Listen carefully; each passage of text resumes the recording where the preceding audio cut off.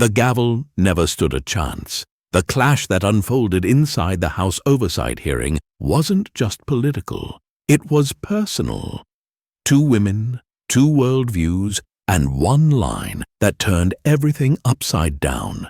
2 women, 1 hearing, 0 tolerance.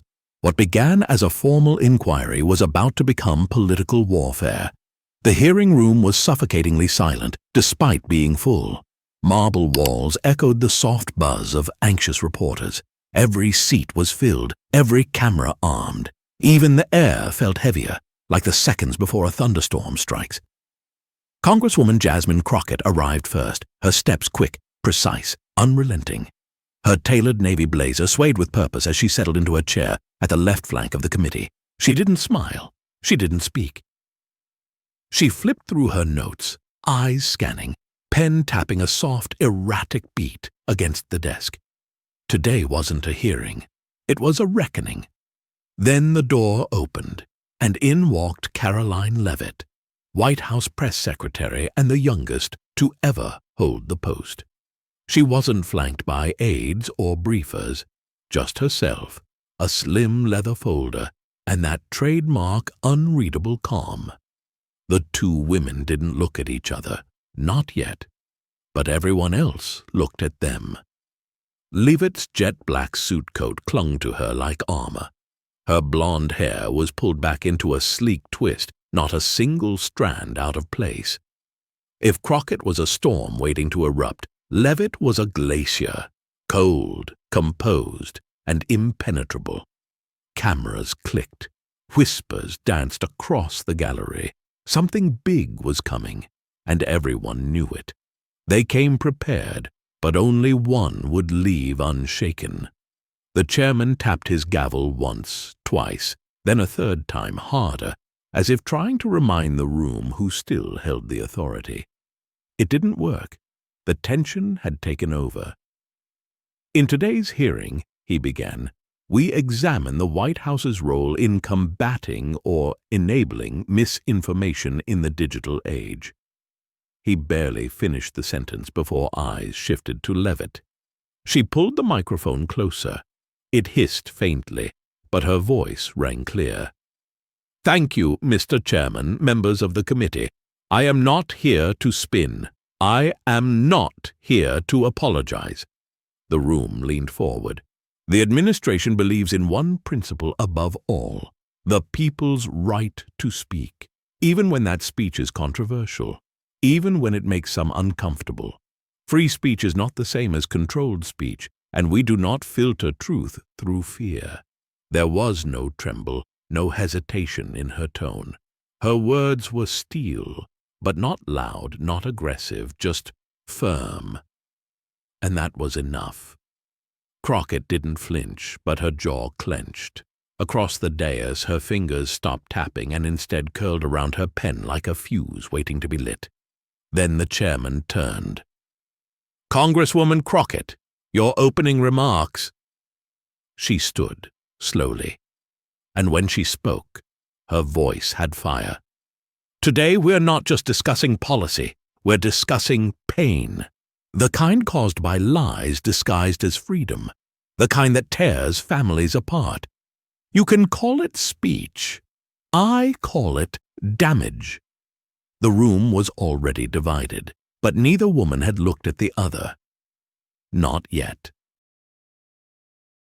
The first strike came not with shouting, but with a smile. The chairman barely had time to shift his papers before Crockett jumped in. She didn't need permission. She already had the floor and the attention of every single lens in the room. Miss Leavitt, she said, cool at first, you speak about freedom. But is it freedom to let platforms become breeding grounds for conspiracies, for hate, for chaos? Leavitt's eyes met hers for the first time, unflinching, unapologetic. We don't control platforms, Congresswoman, and we certainly don't control people, she said. Freedom means trusting citizens, even when we disagree with them. Crockett's eyebrow twitched. Trusting them or abandoning them. A pause. Then Leavitt offered the smallest of smiles, barely perceptible. But it hit like a spark on dry grass. Crockett's nostrils flared. You call that smirk trust? She snapped. Or is it just contempt in disguise? Leavitt sat back. It's acknowledgement that we're not here to babysit Americans. The tension snapped tighter, like a stretched rubber band nearing its limit.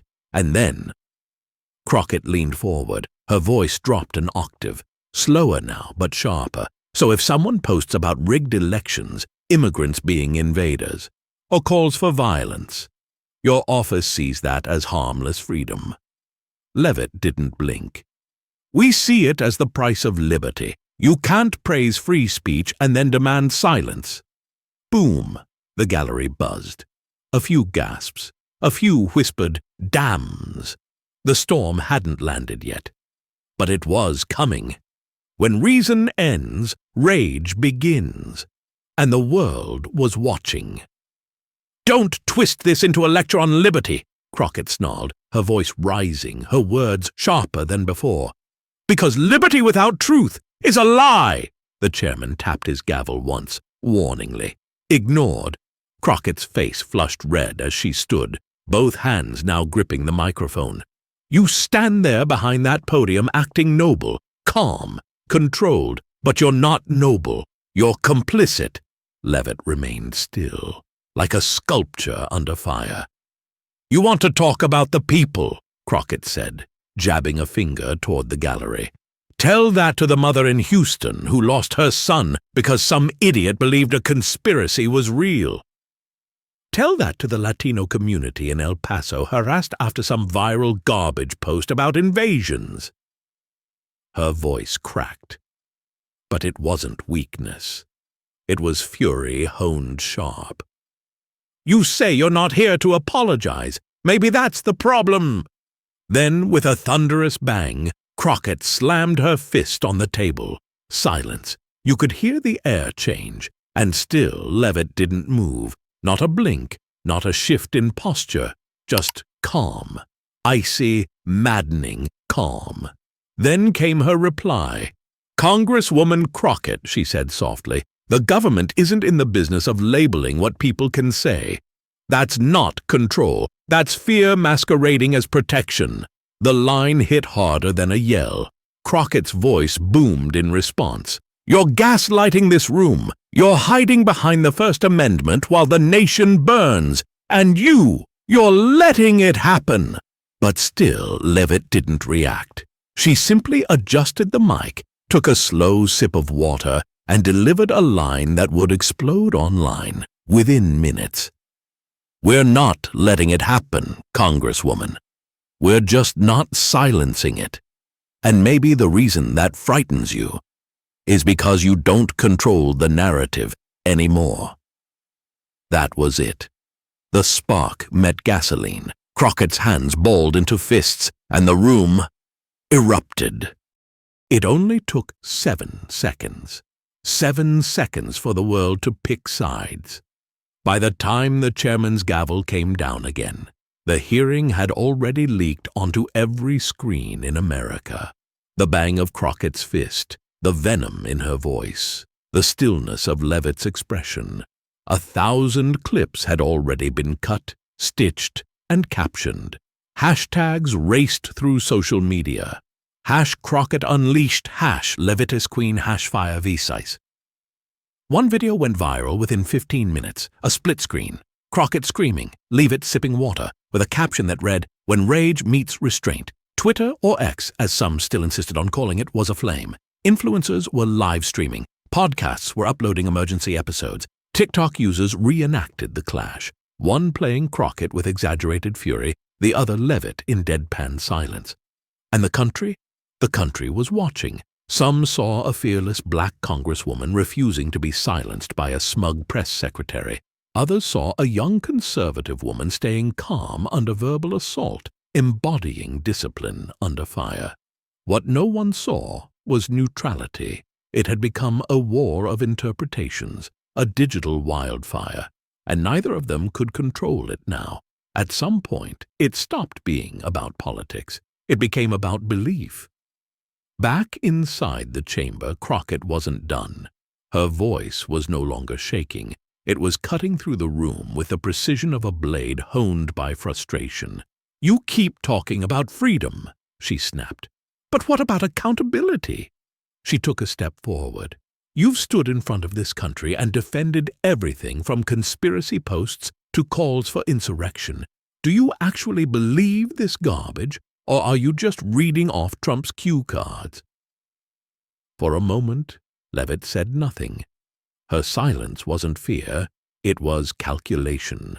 Then, finally, she leaned in, the slightest edge softening her otherwise glacial demeanor. I believe every word I say, she replied, because I believe the people don't need gatekeepers. I'm not here to think for them. I'm here to make sure no one else does either. Crockett stared at her, wide-eyed, almost disarmed. And if they're wrong? She asked, quieter now. If those words cause real harm, Leavitt's voice lowered too, then they'll live with the consequences, because if we only allow safe speech, we lose freedom altogether. A pause. You think I'm protecting Trump, but I'm protecting something bigger, even if it means being hated for it. For the first time, Crockett hesitated. This wasn't just another outburst. It was the moment she crossed the line and couldn't turn back. The hesitation didn't last. Crockett's chest rose and fell rapidly, her breath hot with rage and righteousness. No, she said, slamming her palm on the table again. You don't get to wrap this in principle. You don't get to hide behind freedom while people die. Her voice cracked again. But this time it was emotion, not volume, that filled the room. I remember, Dallas, she said, turning to the crowd. I remember the families broken, the communities shattered, because people believed the lies, because people acted on them. She pointed at Leavitt, trembling with fury. And you defend their right to lie while pretending you're clean. Silence. Crockett's aides shifted nervously in their seats, and then came the moment. Leavitt, still seated, still calm, replied without raising her voice. No, Congresswoman, I'm not clean. I'm responsible for defending the messiness of liberty. And maybe what angers you most is that no matter how loud you scream, we still let them speak. The words were soft, but they echoed like a shout. Crockett froze, and in that frozen silence everyone knew she had lost control of the narrative. Not the argument, the narrative. Her fire had consumed the sympathy she'd built, and Leavitt, she never flinched. Outside, the world was exploding. Inside, both women faced a quieter storm, themselves. The hearing adjourned in chaos. Reporters yelled, aides scattered, lawmakers whispered furiously behind closed doors. Jasmine Crockett stormed out first, her heels thudding like war drums down the marble hallway. Her team tried to catch up, cameras followed, but she didn't stop. Not yet. She slammed her office door shut, papers still clutched in her trembling hands. Her staff hovered, unsure whether to speak, to console, or to flee. Finally, she spoke. I lost it, she said. Didn't I? One of her aides, barely out of grad school, stepped forward. You spoke the truth, Congresswoman. That's what matters.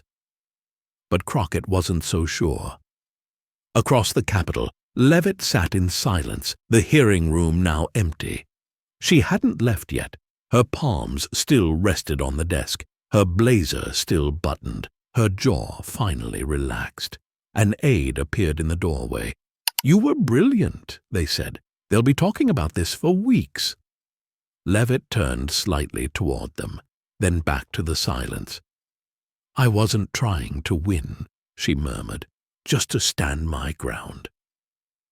She didn't smile, she didn't celebrate, because while the world had taken sides, she wondered if anyone truly understood what had just happened. They watched the same hearing, but saw two different truths. By sundown, the showdown had become more than news. It was a digital wildfire. Cable networks broke in with special coverage. Every major outlet scrambled to spin it, frame it, and define it before the other side could. CNN aired a heated panel debate. "Crockett stood up for democracy," said one commentator. "She lost control," said another. Fox News called Leavitt's composure a masterclass in grace under fire. MSNBC leaned in. Crockett spoke with the voice of every silenced community. But the real battlefield? Social media. #Caroline Leavitt trended alongside #Crockett Clash and #Unfiltered Truth. On TikTok, creators reenacted the moment Leavitt said, "You don't control the narrative anymore." It became a soundbite, a meme, a mantra. In conservative groups, Leavitt was hailed as a patriot, a steel-nerved warrior against government censorship. In progressive circles, Crockett became a symbol of the raw, unfiltered rage of a silenced public. Videos of her shouting were paired with rally cries. She didn't lose control, she took it. Some saw a hero, others saw a meltdown. Everyone saw a fight worth watching. What no one could agree on was who actually won. Fire versus ice. Who really won? In politics, victory isn't just about what's said. It's about how it's said. Days later, the moment still dominated headlines. Late-night hosts joked about it. Podcasts dissected it line by line. Editorials flooded in, all claiming to explain what really happened. But the truth was messier. Jasmine Crockett returned to her district in Texas, where a small rally had already formed outside her office. Supporters waved handmade signs, "Speak truth to power," and Jasmine's fight is our fight. She gave a short statement to reporters. "I don't regret a single word," she said, "because silence is how lies win."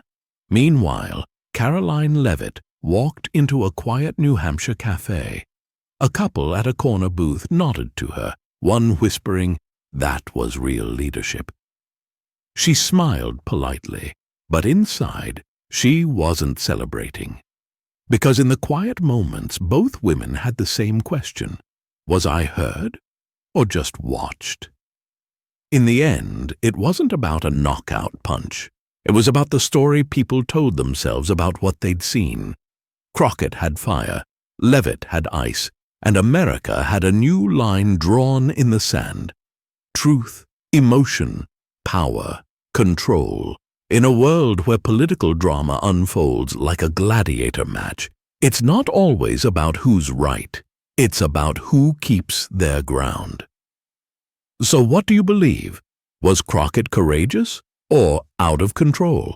Was Leavitt brave or manipulative? Let us know in the comments. Pick your side. And if you want more unfiltered drama like this, hit that subscribe button. Because in today's America, every truth comes with a counterpunch. We'll see you next time for the next battle. Fire versus ice isn't over.